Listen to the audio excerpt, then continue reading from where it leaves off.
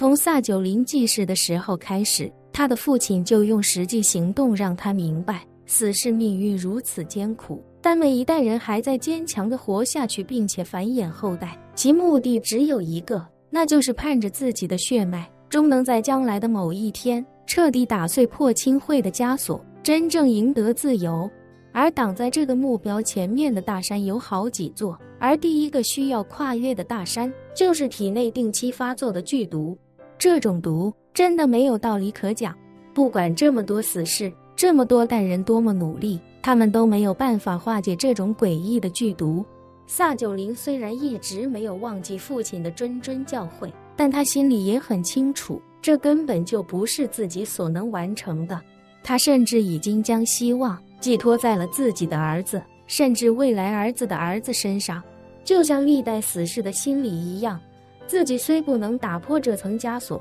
但自己的儿子，自己未来的儿子一定有机会，只要他们将来能实现这个愿望，那自己便能含笑九泉。而他怎么都没想到，当他将叶晨给的解药吞下之后，能感觉到一股特殊的力量迅速向着体内蔓延，随后便与自己体内的剧毒融合在了一起。紧接着，解药与剧毒就像是发生了某种化学反应一般，竟双双都消失得无影无踪。如果说那剧毒原本是萨九龄体内的一把血肉之躯无法抵挡的铁锁，那这解药就如同专门化解铁锁却又对血肉之躯没有任何影响的强酸，直接将这把锁融得一干二净。此时，所有死士以及他们的亲属目光都在紧盯着萨九龄。偌大的现场几乎鸦雀无声，所有人都屏住呼吸，焦急地等待着来自萨九龄的反馈。十数秒钟过后，一直如施了定身术一般的萨九龄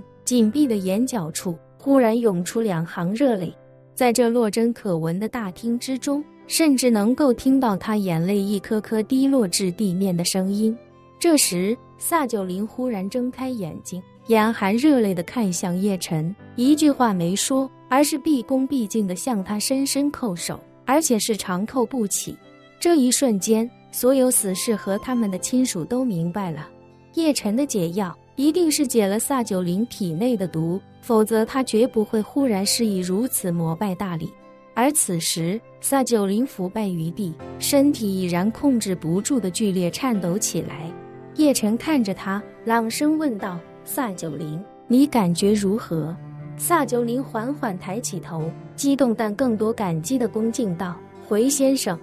在下体内的剧毒已经无影无踪了。”此话一出，周围数千人一片惊骇，兴奋之色在每个人的脸上已是溢于言表。萨九龄回头看了一眼两侧及身后的死士及家属，转回头看向叶晨，双手抱拳举于头顶，高声喊道：“先生，您是有大神通的人，我等死士已被破清会奴役数百年不见天日，生不如死，求先生帮助我等脱离苦海，我等愿一生一世为先生马首是瞻。”说罢，再度伏拜叩首，一众人也立刻跟着叩首，口中大喊：“我等愿一生一世效忠先生，为先生马首是瞻。”数千人的高呼让整个地下都感觉有些震颤。叶晨听得出，他们的声音里带着极度的迫切与渴望。摆脱破清会的枷锁，对他们每一个人来说，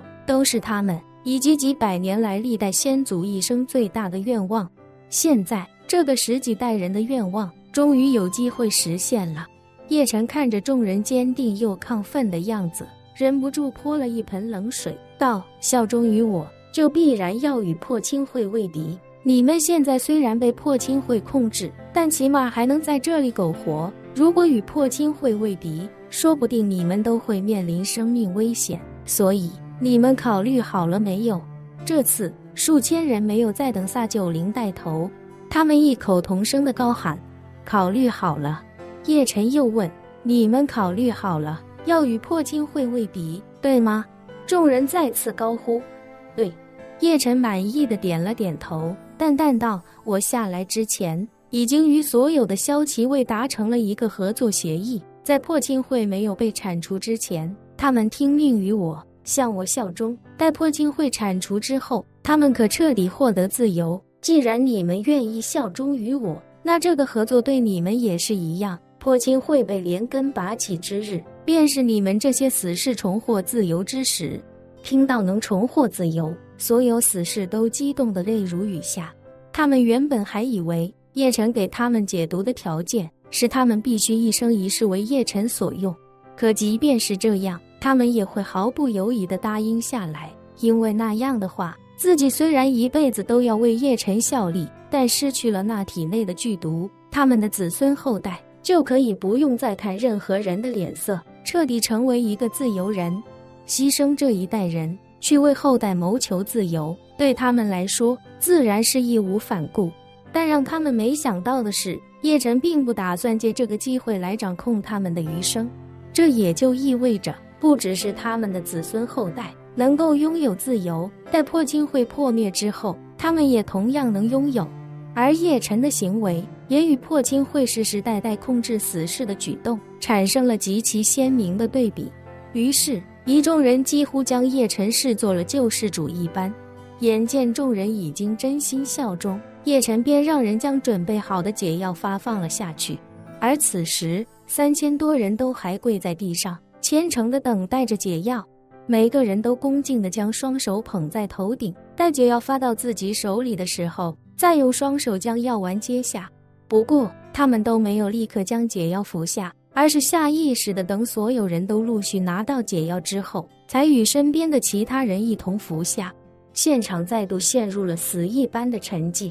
从10秒钟之后，现场听到了不少隐隐啜泣之声，那是有人因为过于激动，无法控制住内心的情绪，而伏在地上极力控制着痛哭。而很快便有人再也控制不住，整个人嚎啕大哭起来。更有甚者，一家人抱在一起大哭不止，有人甚至跪在地上高喊：“列祖列宗，你们的在天之灵看到了吗？我们终于不用再被破清会的邪毒控制了，你们在天有灵一定要保佑我们，随先生一同剿灭破清会，为列祖列宗报仇。”这番话立刻引发了众人的共鸣，大家都开始跪在地上，向着各自的先祖暗自发愿。叶晨看到这一幕，心中不禁感叹，这些死士已非一般的忍辱负重，他们忍的是200-300年的辱，负的是10几代人的重。今日允诺他们自由之后，相信他们一定会成为将来摧毁破清会时最忠诚的部队。本期视频结束，欢迎订阅我的频道，这样就不会错过精彩内容。